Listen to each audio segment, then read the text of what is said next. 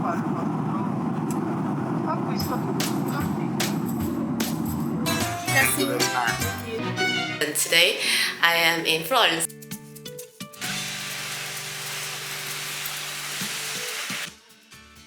Arrived in Marbella.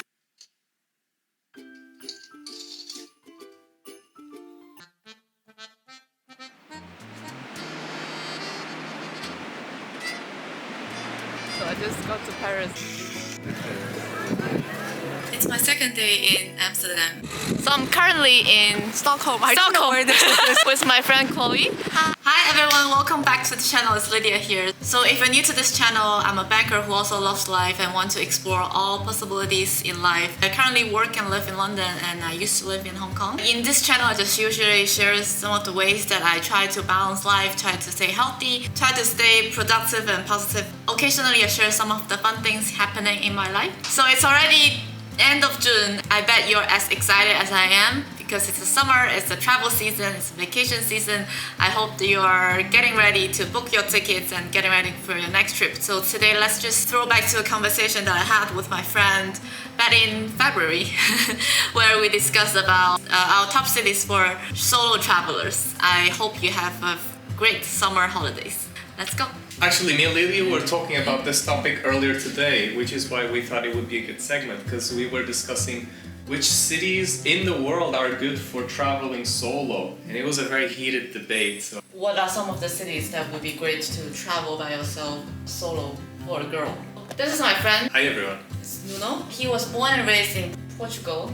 I lived in Asia for a long time. I was in Hong Kong for 6 years and moved to London, and I also has lived in the States. For him, it's the other way around. Like, Yeah, I lived in New York for some time. I lived in Japan as well for a brief period of time. I had a lot of experience traveling to both places for work or just traveling on my own as well. yeah, I go for my list first. The first one would be Copenhagen. Second, Singapore, Paris, Sevilla, New York, Hong Kong, Boston, Sydney, Vienna, and number 10 is Amsterdam. I put Amsterdam on the last one just because I have never visited Amsterdam. Sort of like a wish list. So on my list I have Stockholm, Copenhagen as well. I have Paris, San Sebastian, Porto, my hometown, Mallorca, Dubrovnik.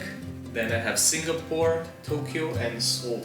So you can see that our list is quite different. Like what's in our mind when we were asked to think of 10 cities that's good to travel as a solo traveler. I think for me the feeling of safety and being able to walk around and do anything almost any time of the day, I thought it was quite important. Stockholm, Copenhagen, the northern countries, they're just very welcoming, and especially if you go there in the winter, there's a lot of like nice design, interesting food. Obviously Paris, I was a little bit debating if it should be on my list. I think Paris can be very romantic and charming, but can also be a little bit less clean and a little bit in some areas as well. One of the reasons why I didn't include Barcelona is because, there's a lot of pickpockets in Barcelona, and I had a lot of friends that went, especially in traveling on their own, they just become like a pickpocket target. Barcelona is very safe, but there's a lot of pickpockets out there. And then obviously the south of Europe is great because it's very safe and easy to travel around. Other areas in Spain I personally prefer. That's why I added San Sebastian, Porto. I think Mallorca is beautiful and has a lot of amazing food, amazing beach. Mallorca, is it an island? Yeah, close to Ibiza, but it's not a party island. It's Okay. more relaxed. Okay. Where's Incredible. Dubrovnik? So that's in the southern part of Croatia, east to Italy.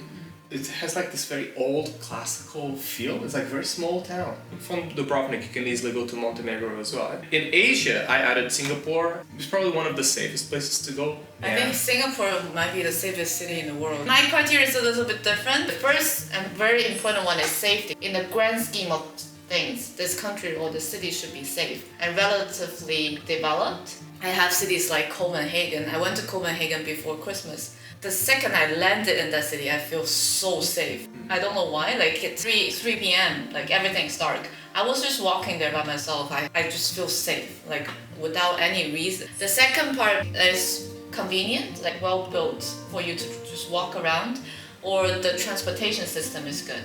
Convenient is that people should be able to speak English with you, and a city, it should offer some kind of activities. It should have a lot of like museums, things to see, and that's why I have cities like New York on my list, because you just have so many different things you can visit. That's a very interesting point because I didn't add New York. But I think you love New York. And I do love New York. So I'm very surprised.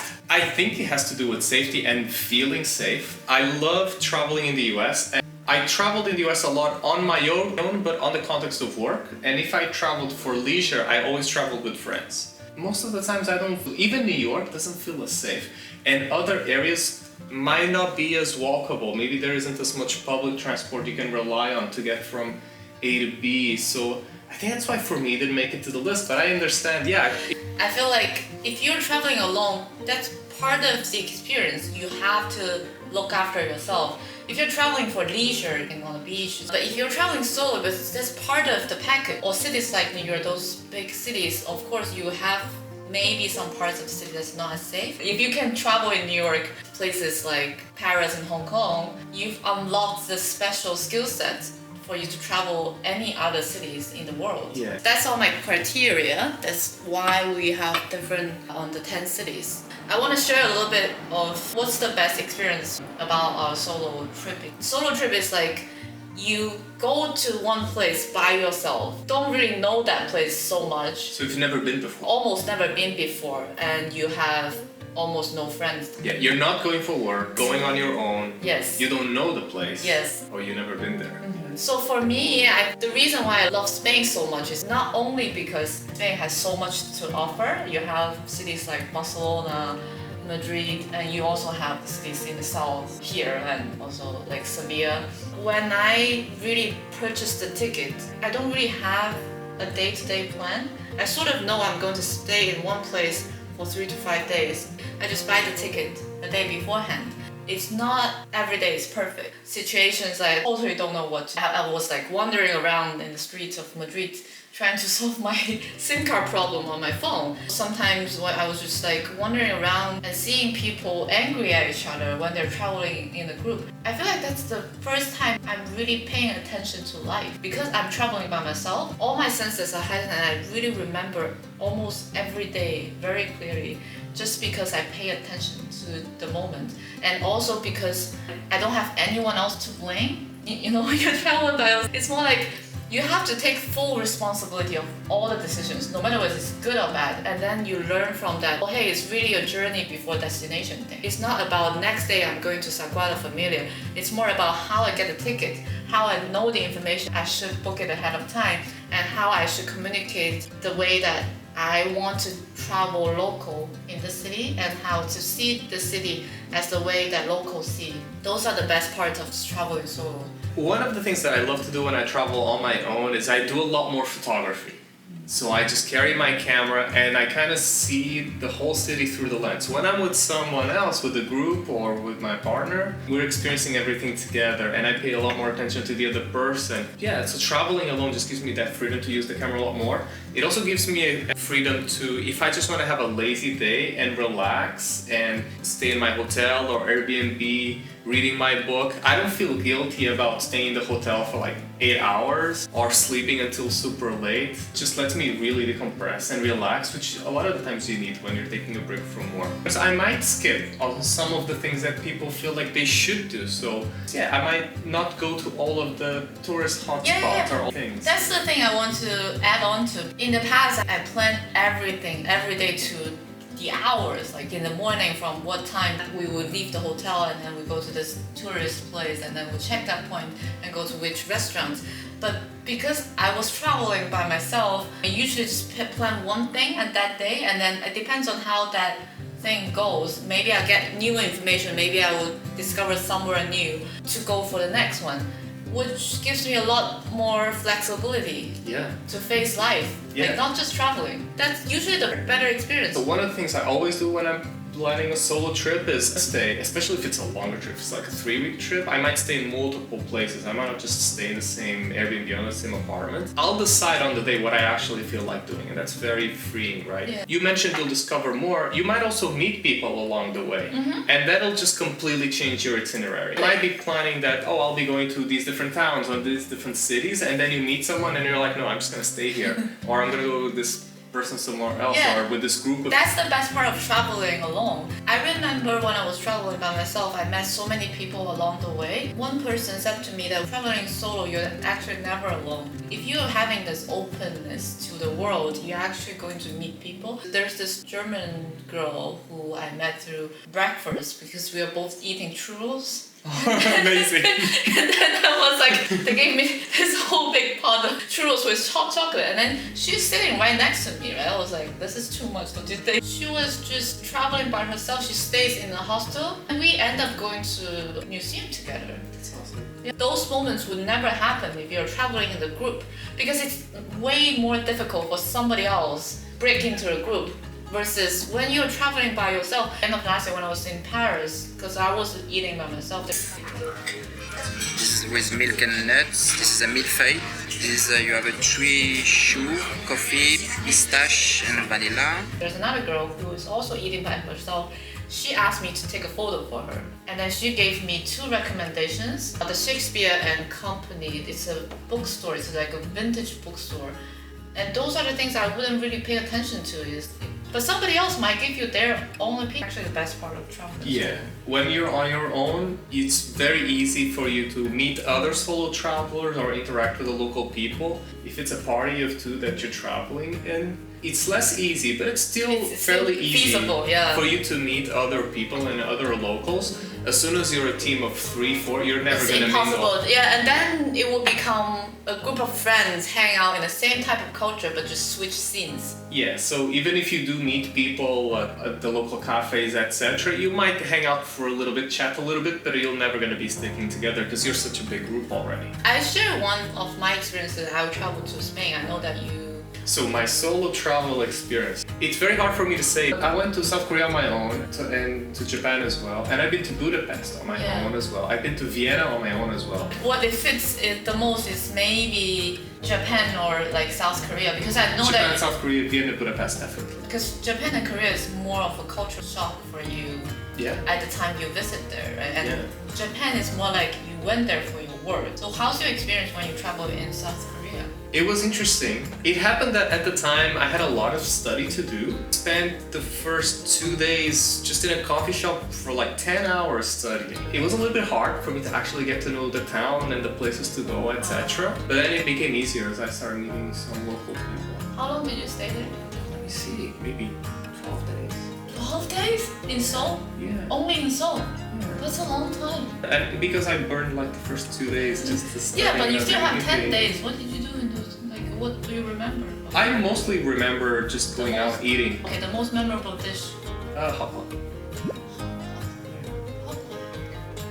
In Seoul. We have some disagreements when we come up with the 10 cities, but I think it's easy for us to come up with top 5 that we both have in common.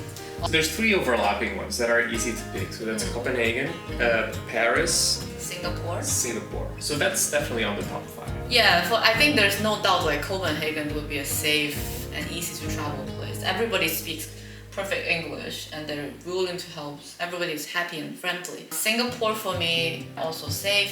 And if you have never traveled to Asia, it's a good place to start with because it's very well developed. It's super connected. The food is great, and you can start from there to travel to other places in Asia. And English friendly as well. Paris, not as English that friendly, but You'll be fine. but you'll be fine. Just learn a few phrases like bonjour, comment ça va, you know. And then I think people do appreciate you make an effort. Paris, because it just has so much to offer. You can do anything you. It's not just for the romantic side. It's also the city. Like it's built in such a beautiful way. You just don't want to miss it. It's great just to walk around in Paris. You have plenty of beautiful buildings, amazing food, museums. You'll never be bored, Yeah, really. and it's just the vibe there. It's Paris. It's just different. Then maybe another one we can agree on to add to the list is Sevilla in the Sevilla. south. Yeah, Sevilla is my favorite city in Spain. Sevilla has the continuous culture from thousands of years ago. The city is relatively small. It's easy to walk around. Just don't go in the height of the summer, then it's too hot. And people are very friendly, very genuine. So I think we can agree. Yeah, absolutely. You don't have Hong Kong on your list. So I don't have Hong Kong on my list because Amsterdam? even though I think it would be one of the top places to be, I have never been to. So I can feel like I can't add it to my list. Hong Kong, I have a lot of friends in Hong Kong, from Hong Kong. I would love to visit. Yeah. So I feel like it should be on the top 5. Please see my other videos about if you're going to visit Hong Kong. Reason being, Hong Kong has so many different sides. You have the big city vibe like Singapore can offer. You also have places just near the beach, and it's so accessible, English friendly. You can choose whoever you want to hang out with. You have local people and you have expats. Because everybody who's young who travel to Hong Kong, they've been to other parts of the world. They've ended up in Hong Kong for maybe several years, so they are more open to share their experience too. It sounds like it's very safe, has amazing food. It's a mix of city, but also like the seaside, nature. Very international. I think it's a great pick. Yeah, it's a melting pot. So that's the end of today's video. That's the first time we try this. I hope you like it. If you like it, please give me a thumbs up, share it with your friends and family. If you haven't subscribed to this channel, please consider doing so in this channel. And I'll see you next time. Thank you. Thanks for Nuno. Thank you. Bye.